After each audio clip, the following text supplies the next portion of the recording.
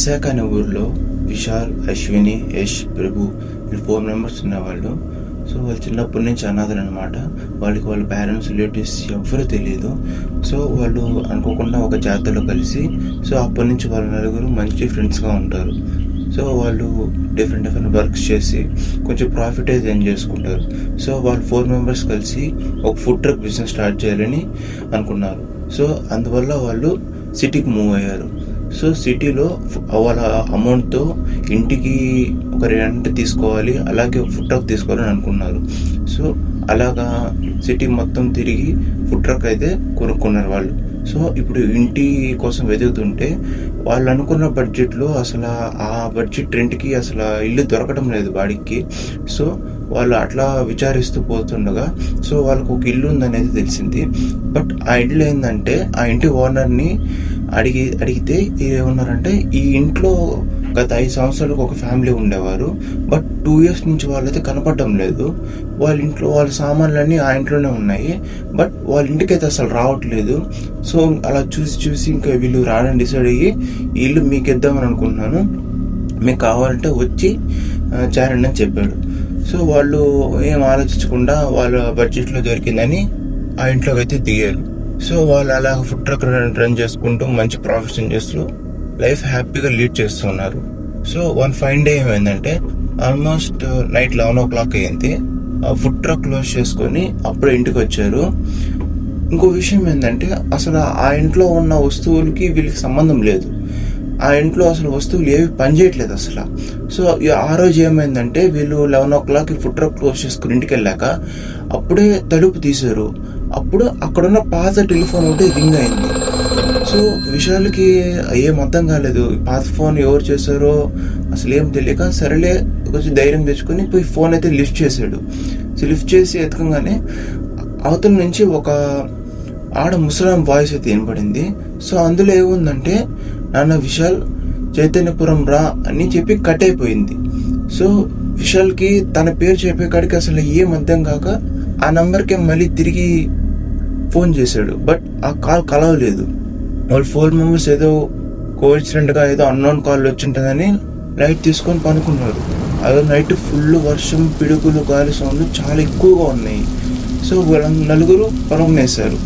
So కొంచెంసేపటికి ఏమైందంటే ఒక పెద్ద పిడుగు పడి ఆ సౌండ్కి వాళ్ళ అటికిపై నుంచి ఒక పెట్టె అయితే కింద పడుతుంది. అది ఫుల్గా తుప్పట్టిపోయి ఉంటుంది. సో విశాల్ వెళ్ళి దాన్ని ఓపెన్ చేసి చూస్తే లోపల ఒక చిన్న పత్రం అయితే ఉంటుందన్నమాట. సో ఆ పత్రం కూడా ఆల్మోస్ట్ చాలా ఇయర్స్ లాగా కనపడి అది ఆల్మోస్ట్ మొత్తం చినిగిపోయి చదవబట్టి పోయి ఉంటుంది. బట్ దాంట్లో ఒక 2 to 3 లైన్స్ అయితే కనపడతాయి. సో అందులో ఏముందంటే నేను లక్ష్మిని, విశిష్ట బంగ్లాకి ఏకైక వారసురాలిని, కానీ నా వంశం వాళ్ళు ఈ ఇంట్లో అడుగు పెట్టకూడదు అని అక్కడికి ఆగిపోయింది. ఆ పత్రం మీదంతా పాడైపోయింది. సో విశాల్కి అది చూసి అసలు ఏం అర్థం కాలేదు. తన పేరు ఫోన్లో వచ్చింది మరియు దాంట్లో చెప్పిన ఊరి పేరు ఈ పత్రంలో ఉన్న ఊరి పేరు ఒకటే.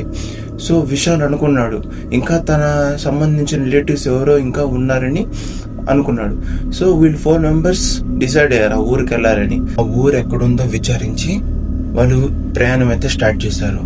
సో వాళ్ళు 2 days జర్నీ చేయంగా ఒక చిన్న అడవి దాటి ఇంకా చైతన్యపురం పొలిమేర దగ్గర ఉన్నామనంగా ఇసుక తుఫాన్ లాంటి గాలులు వీస్తూ కాకులు తన బండి చుట్టూ తిరుగుతూ ఉన్నాయి అరుస్తూ. సో వీళ్ళు కొద్దిగా భయంగానే పొలిమేర అయితే దాటంగానే ఆ సౌండ్లు, ఆ గాలులు, ఆ కాకుల అరుపులు మొత్తం ఆగిపోయాయి.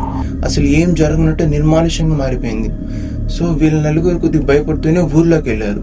అలా ఊర్లోకి వెళ్తుండగా ఆ విశిష్ట బంగ్లా మీదగా వెళ్తుండగా తన విశాల్ని ఎవరో పిలిచినట్టు అయితే విశాల్కి అనిపించింది. సో ఎవరో పిలిచారనే కారణంగా ఆ బంగ్లాలోకి అయితే వీళ్ళు 4 మెంబర్స్ వెళ్తారు. ఆ బంగ్లాలో దిగి ఆ చుట్టుపక్కల మొత్తం పరిశీలనగా చూస్తూ ఉన్నారు.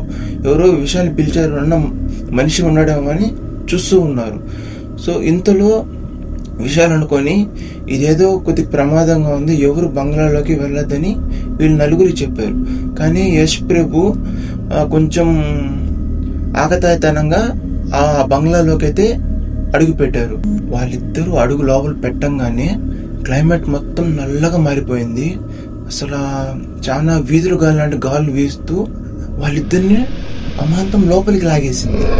సో డోర్ క్లోజ్ అయిపోయి కాసేపటికి ఒక గజ్జల సౌండ్ లాగా వినపడింది. అది విని అశ్విని విశాల్కి చాలా భయం వేసింది. సో వాళ్ళు బండి తీసుకొని ఊర్లోకి వెళ్ళారు. అక్కడ ఉన్న జనాన్ని తీసుకొచ్చి తన మిత్రుని కాపాడుకోవాలనుకున్నారు. సో ఊర్లోకి వెళ్ళి అక్కడ ఉన్న జనానికి ఇలా జరిగిందని చెప్పి వాళ్ళని వెంట పెట్టుకొని బంగ్లాకి తీసుకొచ్చారు. అయినా విశాల్ కొద్దిగా భయపడుతూనే వెనక్కి అడిగేశాడు. కానీ అశ్విని ఊరు జనం ఉన్నారనే ధైర్యంతో వాళ్ళని తీసుకొని మళ్ళీ ఆ బంగ్లాలోకి అడుగు పెట్టింది. సేమ్ అదే విధంగా మళ్ళీ క్లైమేట్ అంతా నల్లగా మారిపోయింది. అశ్విని కూడా లోపల లాగేసింది. విశాల్కి అసలు ఏం అర్థం కాదు. చుట్టుపక్కల చూస్తే ఊరి వాళ్ళు మొత్తం ఒక్కసారిగా మాయమైపోయారు. మనిషి అనేవాడు కూడా చుట్టుపక్కల ఒక్కడు కూడా లేడు. విశాల్కి అసలు చాలా భయం వేసేసింది.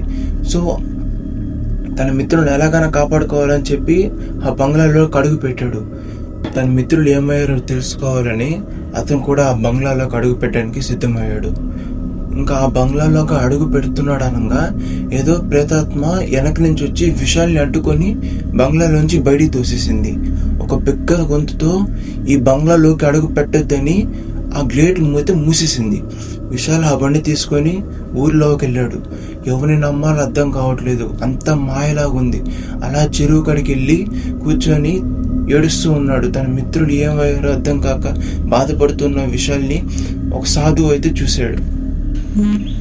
ఇంతలో ఆ సాధువు, ఇది వీతి లిఖితం, మీ నలుగురు మీ అంతటి ఇక్కడికి రాలేదు, అదే మిమ్మల్ని ఇక్కడికి రప్పించింది. మీ వంశానికి ఉన్న ఆ శాపం వల్లే నువ్వు ఆ ఇంట్లో అడుగు పెట్టలేకపోయావు, మీ మిత్రుల్ని కాపాడుకోలేకపోయావు. అసలు ఏం జరిగిందంటే